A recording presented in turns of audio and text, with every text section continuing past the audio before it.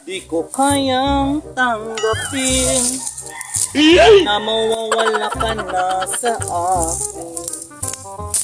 Nakapasakit ng marinig na ayaw mo na sa akin. Tao sa lubi, anong ginagawa niyan?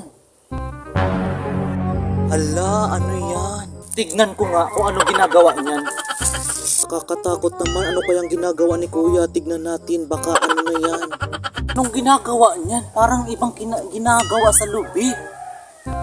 Ano to? Parang nag-i-enjoy si Kuya sa ginagawa. Kuya, anong ginagawa mo dyan, Kuya? Kababa ko lang galing sa taas kasi kumuha ko ng bunga ng niyog kasi maggata ako ng isda. Nakakapagod pala nung umakyat, no? Okay.